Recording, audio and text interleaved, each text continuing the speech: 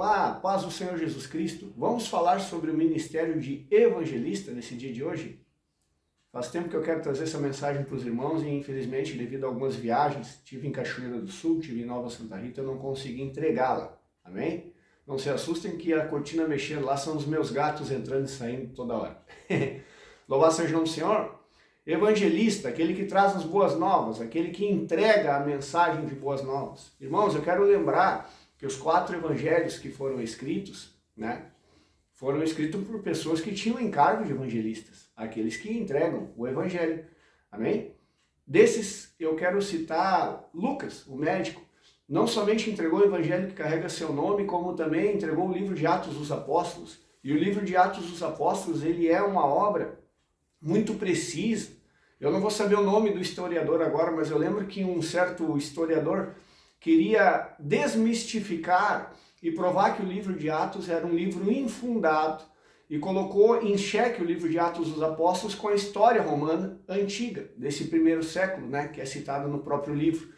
E quando esse homem começou a estudar a fundo o livro de Atos, ele reconheceu que Lucas, o médico, ele era muito mais preciso com datas, com locais e com a narrativa que ele traz, ele era muito mais certeiro, preciso, do que a própria história que esse historiador tinha sobre a Roma Antiga.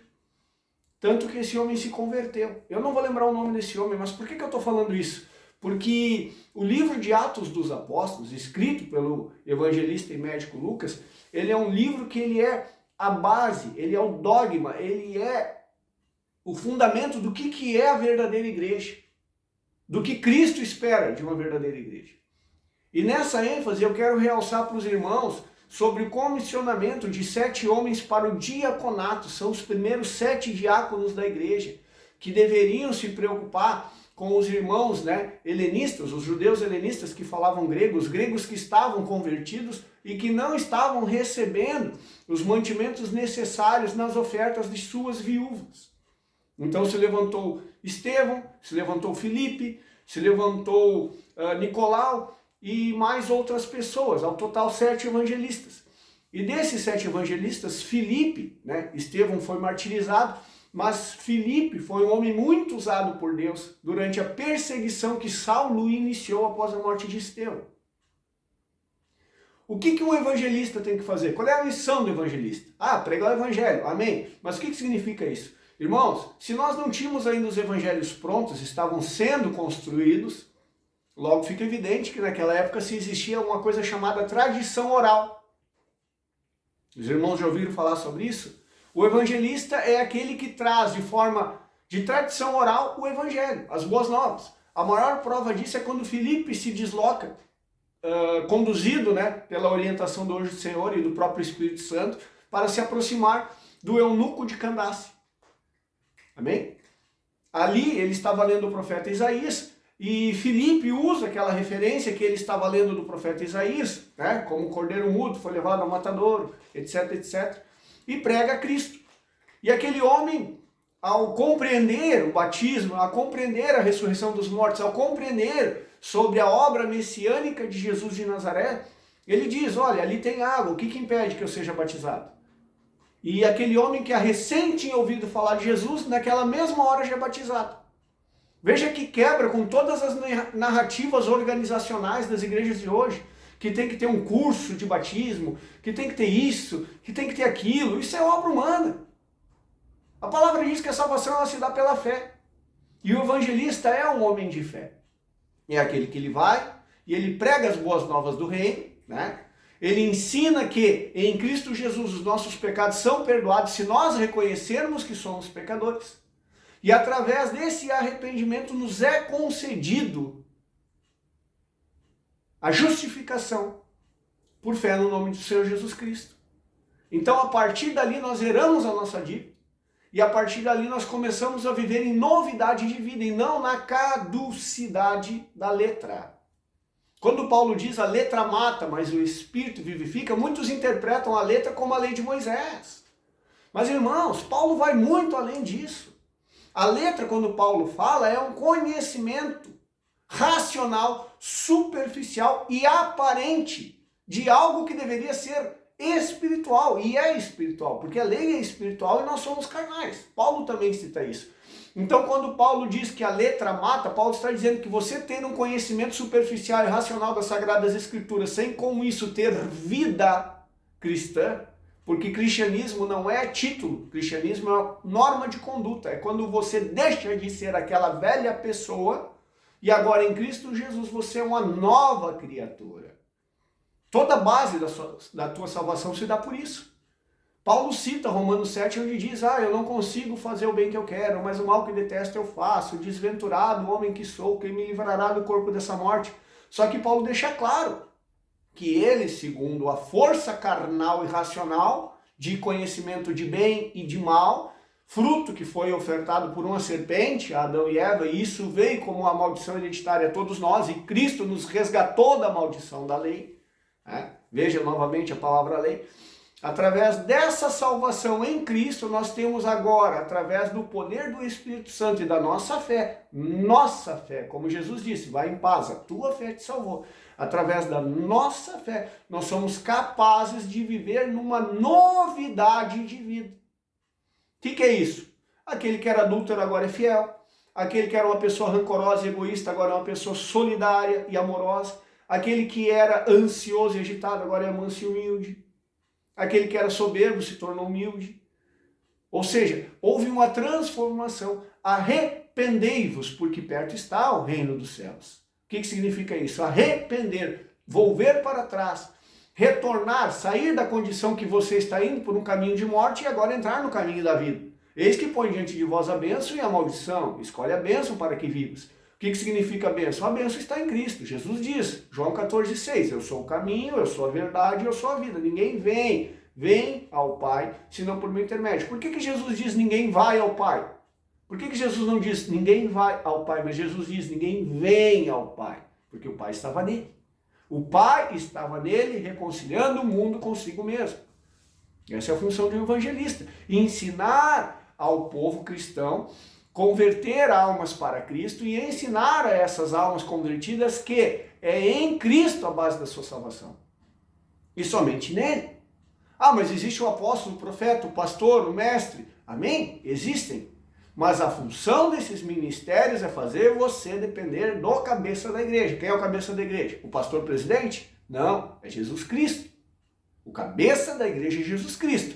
E toda a igreja que vive de autocracia ou de monarquia, ou seja, existe um rei humano que preside e determina tudo dentro da igreja, sem haver um concílio, sem haver uma assembleia solene, onde irmãos se reúnem e através de oração, de intercessão e de entrega para o cabeça que é Cristo, sobre as diretrizes dessa congregação. Se essa igreja não faz isso, eu tenho uma notícia para dizer. Essa igreja não é de Cristo, é de homens, porque quem governa é um homem. Mas o homem é ungido. Ungido, Saulo também era. Judas Iscariotes também era comissionado, era um apóstolo. Mas e aí? Jesus não tirou dele a bolsa e nem tirou dele o ministério apostólico enquanto tudo não se cumpriu. A palavra é clara quando diz que o joio e o trigo vão ficar juntos até a ceifa. A árvore se conhece pelo seu fruto.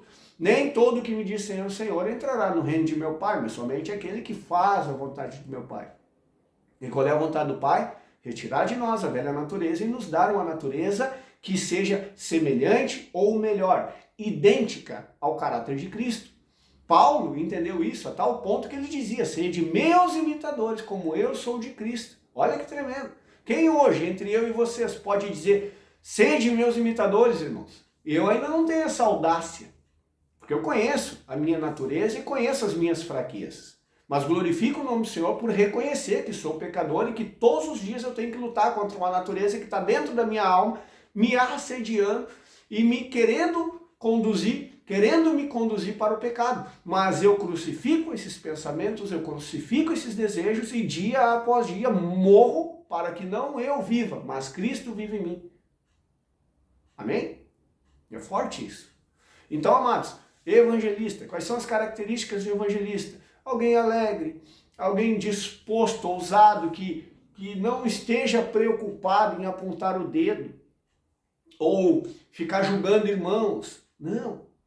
É alguém que vai na fila do mercado, está evangelizando, está falando de Jesus para a pessoa. É aquele que não se envergonha de Cristo, que não se envergonha do Evangelho, que não se envergonha de ser cristão. Pelo contrário, ele se alegra porque ele sabe que ele era condenado ao lago de fogo, mas agora ele é nova criatura, ele é reino e sacerdócio real.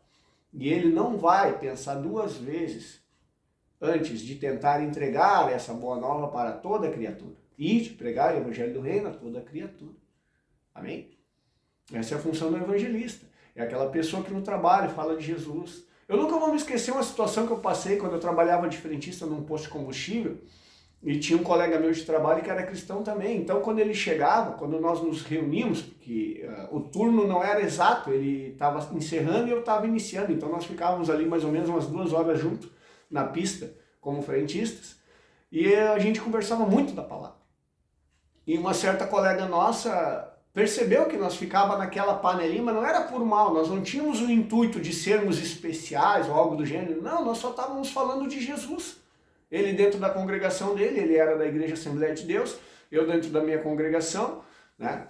E conversando da palavra, um dia ela chegou, essa nossa colega chegou e disse assim, bah, mas vocês só falam de Jesus e de Bíblia, de Bíblia, de Bíblia, vocês não cansam, vocês não gostam de falar de outra coisa, não?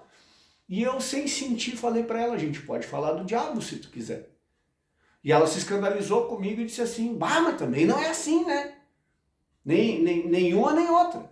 Aí eu falei para ela o seguinte, olha, se nós não vamos falar de Jesus, nós vamos falar do mundo, consequentemente nós vamos falar do diabo, porque o príncipe deste mundo é Satanás, o mundo jaz no maligno. Então você escolhe, ou a gente pode falar da vida, ou a gente pode falar da morte.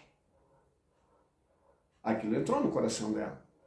Se ela se irou, se ela se revoltou, eu não sei. Eu não fiz por mal. Eu simplesmente reagi a uma situação e instintivamente dentro daquilo que estava em meu coração, eu simplesmente botei para fora, porque a boca só fala o que tem no coração. Se eu fui rude, se eu fui indelicado, eu não senti. Mas aquilo que estava em meu coração se manifestou. Quando nós passamos por situações de constrangimento, de crítica, de pressão, de cobrança, o que tem saído do nosso coração? Porque a árvore se conhece pelo fruto, amém? Então é isso que é o segredo. Esse é o grande porque nós passamos por tribulações e provações. Para sermos ou aprovados ou para se manifestar o que está em oculto e nós confessarmos e clamarmos para o Senhor nos libertar de toda obra infrutífera das trevas. Irmãos, existem 2 árvores distintas para nós nos alimentarmos. Todas as demais são para subsistência. Mas ou você se alimenta da árvore da vida, que é Cristo, ou você se alimenta da árvore do conhecimento do bem e do mal, que é a racionalidade de você racionalizar tanto as Escrituras, como sua compreensão delas, como o Espírito Santo, como o próprio Cristo. Você racionaliza, você limita, você estipula um quadradinho onde ali é o seu dogma pétreo, é ali que você se identifica como cristão e você não consegue expandir a sua mente nem alargar o seu coração para quê? Para que o Espírito te mostre que Cristo é universal e Cristo busca todas as almas ao arrependimento. Todas as almas são minhas, diz o Senhor. Essa é a função do evangelista, entender que Deus não se limita a uma placa, que Deus não se limita a um credo, que Deus não se limita à racionalidade humana. Mas a boa nova do reino, ela é para todos, para quem quiser. Nem todos darão crédito ao evangelho, está escrito, como está escrito. Ó Senhor, quem criou na nossa pregação, já dizia o profeta Isaías, a quem foi revelado o braço do Senhor. Mas a nossa função não é julgar quem vai crer e quem não vai crer, a nossa função é pregar. É entregar a boa nova. O evangelista entende isso. Existem congregações que vão de porta em porta pregar o evangelho. Eu, particularmente, não concordo com isso. Por quê? Porque eu não tenho que ir bater nas portas, eu tenho que pedir a orientação do Espírito Santo e o Espírito Santo tem que me mostrar para quem ele quer pregar o evangelho. Como Filipe e o eunuco. Filipe simplesmente estava debalde, por assim dizer, e o anjo do Senhor disse para ele, vai para tal lugar, em tal local, vai ter uma carruagem ali, você se aproxima dela. Deu. Filipe seguiu em obediência ao Espírito Santo e encontrou uma pessoa que foi salva. Agora, se eu vou bater aleatoriamente de porta em porta e vou sair pregando evangelho para quem eu quero, para quem eu acho certo ou errado pregar, fazendo acepção de pessoas ou botando todo mundo num balaio, eu não estou servindo a Deus. Eu estou fazendo o que eu acho bom ou mal.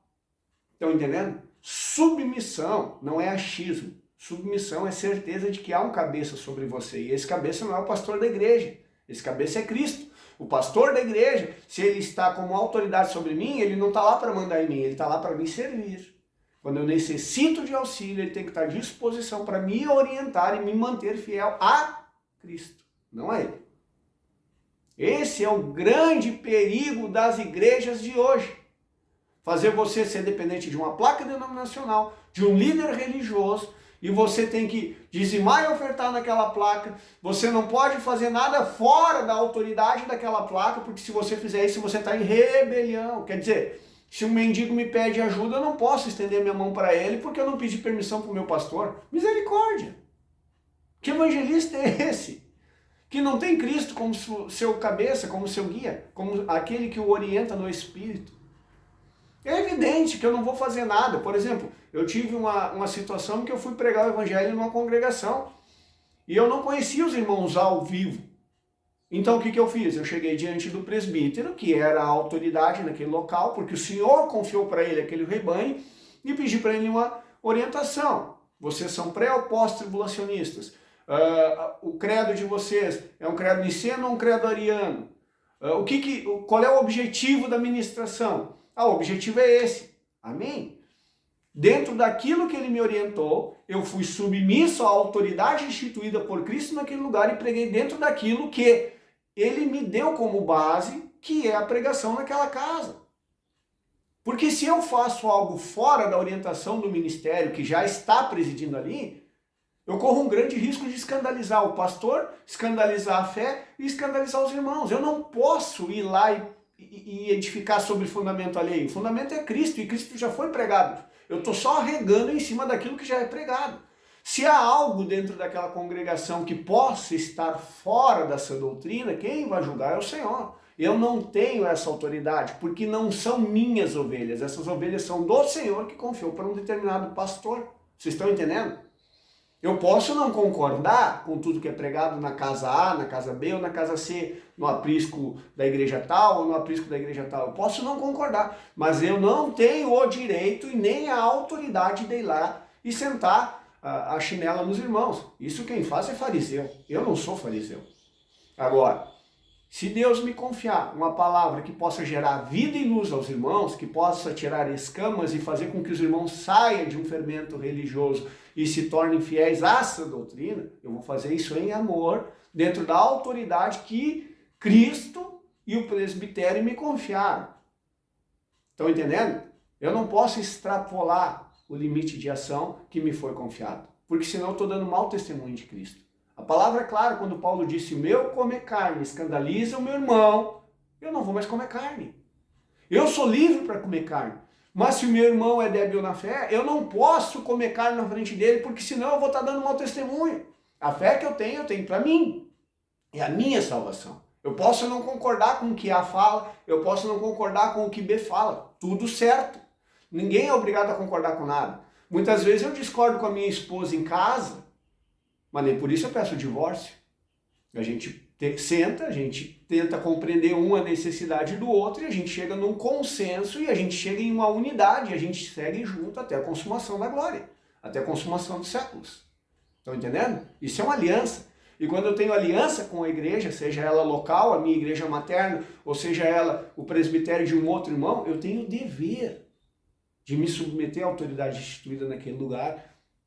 Quando Paulo entrava nas sinagogas, Paulo não ia contra as autoridades que estavam ali. Pelo contrário, ele pegava a base da Torá que ele estava ali ouvindo, e ali ele entrava com Jesus, pregando que um homem da Galileia ressuscitou dos mortos e que ele é o Messias. Veja que loucura para a época. E Paulo fazia isso, e pessoas se convertiam com essa pregação louca que Paulo pregava. Estão entendendo? A mesma coisa Filipe. A mesma coisa Lucas, a mesma coisa Timóteo, Tito, Silas, é a mesma coisa. Eles pegam uma base e ampliam a visão. Hoje nós temos uma revelação. Todos nós sabemos que Cristo ressuscitou e que Cristo é o Messias. Ponto. E que Cristo vai voltar. Então qual é a nossa pregação agora? É pregar que a igreja precisa ser a noiva, ela precisa estar ataviada. O que é estar ataviado? Apocalipse 19:8. O atavio, as vestes nupciais, são os atos de justiça dos santos. E quais são os atos de justiça? Gálatas, capítulo 5, versículo 22, os frutos do Espírito. Se você não tem frutos do Espírito, mas tem conhecimento teológico, é bacharel em teologia, é cheio de conhecimento, tem um dom do louvor, levanta paralítico, ressuscita os mortos, mas você não tem fruto, eu tenho notícia para te dar. Jesus vai chegar naquele dia e vai dizer, eu não te conheço.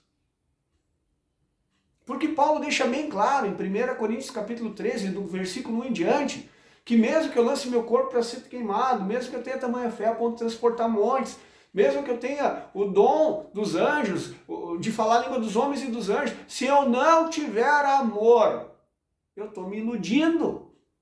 Então veja que a obra do Espírito nada mais é que gerar o caráter de Cristo e o amor de Jesus em mim, para que esse amor se estenda não somente dentro da minha alma e do meu coração, mas ele se expanda para minha casa, para o meu trabalho, para minha congregação, para minha região, bairro, cidade, estado, país, mundo. Essa é a obra do Espírito. Se vocês lerem Efésios capítulo 1, versículo 22, vocês vão entender isso. É missão da igreja pregar o evangelho do reino. O que é o evangelho do reino? Existe um rei e ele vai voltar. E ele vai pedir contas dos seus súditos e vai perguntar o que vocês estão fazendo aí na terra. Eu confiei para vocês o penhor da vossa herança, o Espírito Santo. E o que vocês estão fazendo com ele? Vocês estão usando para se promover na obra? Para serem reconhecidos como espirituais, como grandes homens de Deus? Ou vocês estão permitindo que o meu Espírito Santo faça a minha obra dentro de vocês e o meu caráter, o meu amor, a minha mansidão, a minha humildade se expanda de vocês para os outros? Ah, meus irmãos, isso é muito sério. Isso é muito sério. Tem muita gente fazendo a obra de Deus, mas tem muitos poucos permitindo que Deus faça a sua obra neles. Por isso que haverá muitas surpresas, muitos últimos serão primeiros, muitos primeiros serão últimos. Por isso que o Senhor diz nas Escrituras que os ninivitas, bem como a rainha de Sabá, se levantará com essa geração. Qual geração? Era a geração da graça. Porque tudo foi grátis, você não pagou nada. Cristo te deu a salvação eterna, a justificação na cruz, te deu a lavagem pelo seu sangue, te deu o Espírito Santo, você não pediu nada, você apenas creu. Estão entendendo? Você não tem mérito nisso. Tudo provém do Senhor e toda honra e toda glória é ao Senhor. Você não pode simplesmente querer para si a honra e a glória do Senhor.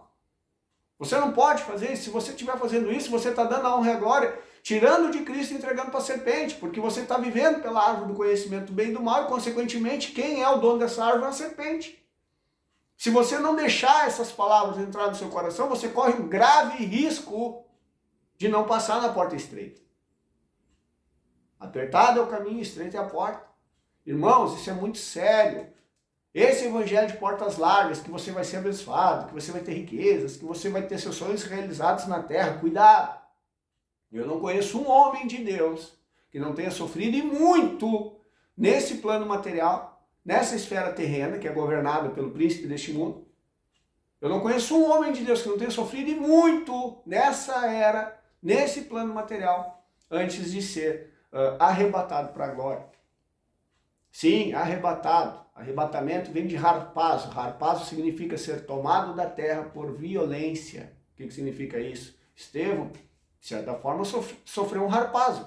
Ele foi apedrejado até a morte e ao invés dele estar se protegendo, ele simplesmente estendeu as mãos para o céu e disse: Senhor, recebe o meu espírito. Não impute sobre esses homens os seus pecados.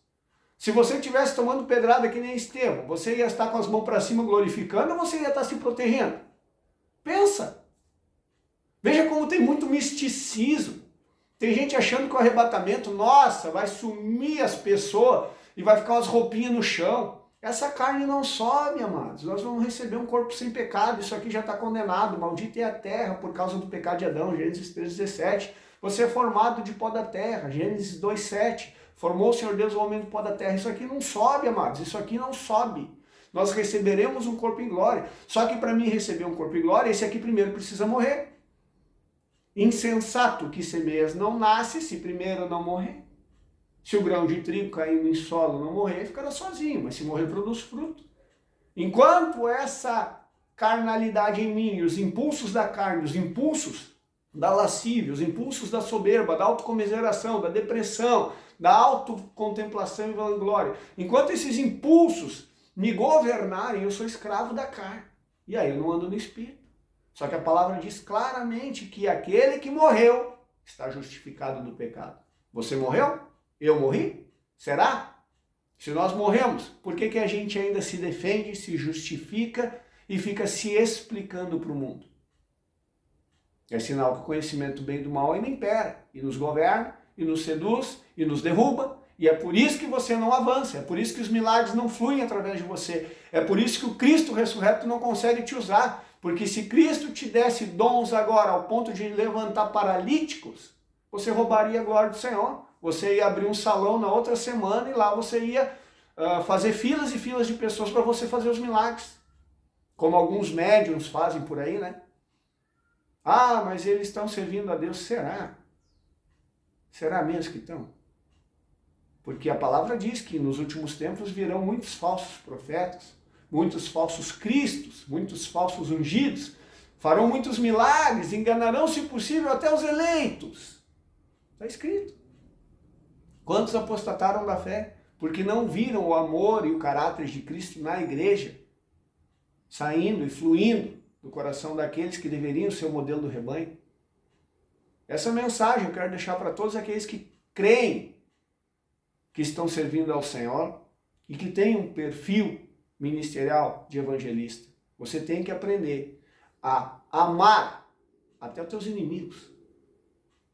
E amor não é, ele bem longe de mim. Amor é perto.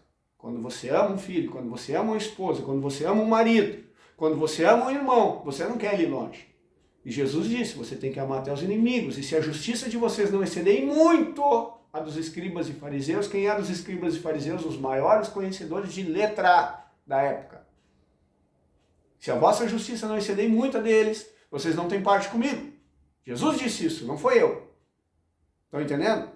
Então, se você não aprender a amar até teus inimigos, sendo que a tua luta não é contra carne e sangue, quando Deus permite a afronta, quando Deus permite a tribulação, quando Deus permite o confronto, Deus quer uma coisa de você, que você se cale. Até o tolo, quando se cala, é tido por sábio. E como é difícil a gente fechar a boca, né? Eu que tenho temperamento sanguíneo sei muito bem disso. Todos os dias eu tropeço no falar, né? A língua é um mal incontido, ninguém consegue dominar a língua, né? Uma pequena chama bota fogo numa grande floresta, como dizia Tiago. Como é difícil nós abrirmos os nossos lábios para abençoar e somente para abençoar. Como está escrito, não saia de vossa boca nenhuma palavra tola, nenhuma palavra torpe, senão unicamente palavras de edificação, palavras que geram vida, palavras que geram luz, palavras que geram comunhão, palavras que geram Cristo no coração das pessoas, porque pelas minhas palavras eu serei ou justificado ou condenado. Jesus virá e ele tem em suas mãos o galardão ou a punição para cada um conforme as suas obras. Mas ninguém será justificado por obras, porque não é a obra em si que me leva a Cristo, mas o que me motiva a fazê-lo. A fé sem obras é morta, mas a obra sem fé, a obra sem amor é lei, e por obras da lei ninguém será justificado. Amém? Que Deus abençoe os irmãos.